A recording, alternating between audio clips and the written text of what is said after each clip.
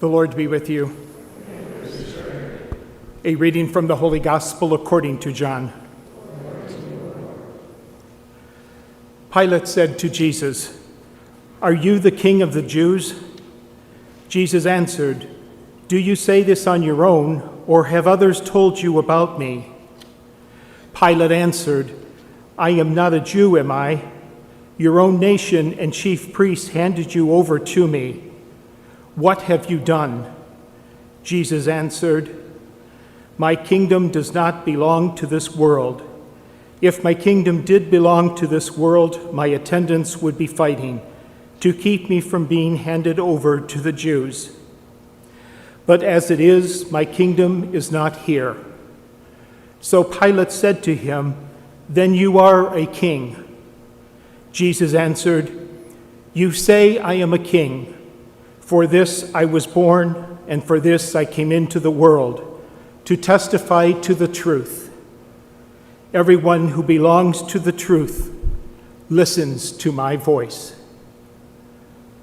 The Gospel of the Lord. Praise to you, Lord Jesus Christ. So if this is the last weekend of the year liturgically, it kind of means that today's New Year's Eve. So we can party, right? I used to have my own little tradition when I came back from Japan that on New Year's Eve I would go to the Red Wings game. And I stopped that a number of years ago when the tickets went up again and they stopped being very good. But anyways, it was a nice tradition, and some friends and I, even once or twice I think I went alone, but I enjoyed it because it was a time to kind of relax and watch some good hockey. So we all have perhaps traditions for New Year's Eve. Some people, I remember when I was growing up, my parents would go to house parties or other parties, or some people don't put as much effort into it as perhaps in the past. But New Year's Eve has a little something for each of us. And I don't know if they celebrate that in other countries like they do here. In China, the Chinese New Year's in January or February, and they celebrate the New Year in very special ways.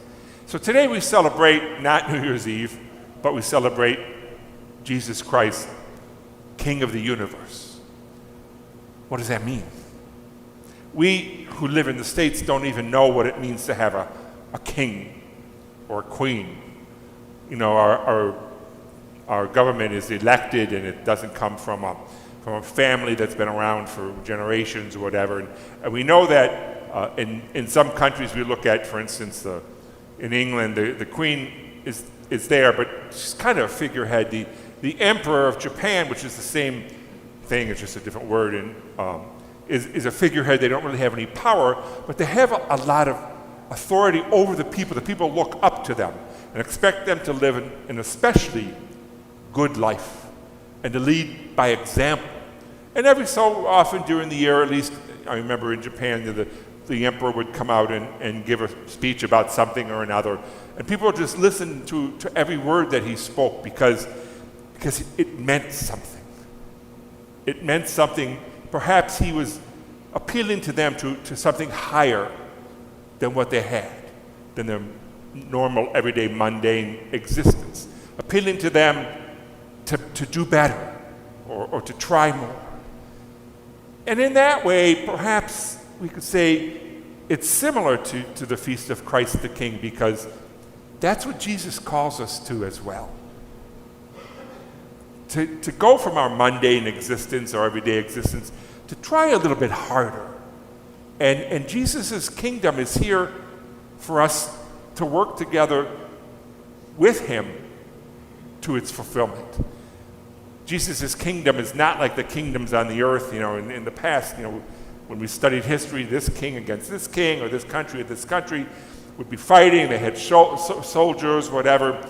Jesus' kingdom obviously is not like that. It's the kingdom of peace, and peace and justice. It doesn't mean that everybody's going to live a happy life all the time as a member of Jesus' kingdom, as a member of Jesus' flock, of his people. It doesn't mean that there's not going to be suffering because there is. It doesn't mean that there's not going to be hunger, because obviously that exists, or sorrow, because as we can all attest, we've experienced that in our lives. But Jesus' kingdom calls us to be not so politically relevant, and sometimes we try so hard, depending on who our favorite politician may or may not be, to make that important. And not to be socially relevant, especially on social media, and the little quips and words that we may put out there, or the cute phrases, the catchwords that maybe draw people to us.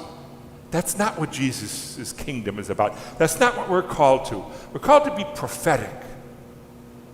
To be prophetic and to stand up for the gospel. The gospel that Jesus preaches, not the gospel that we think Jesus preaches. And that's something that we have to always check ourselves to make sure that it's not what we think Jesus is saying. It's what actually Jesus is saying. And the best way to understand that is to go through the gospel, today's gospel, whatever gospel it may be, and read it slowly. Go home today after Mass and read that part of the gospel that we read. What is it that Jesus' life and Jesus' words are telling us? Pilate says, "Are you a king?" And Jesus says, "Those who come to believe in me live in the truth." In another part of this part of the gospel, which is right before Jesus' crucifixion, Pilate says, "What is truth?" Truth is our faith.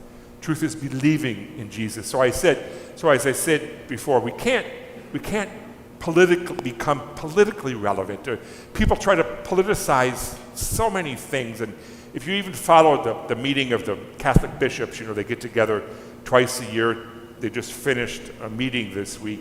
It's the first time they were together in person in a year and a half. People are trying to politicize the Eucharist.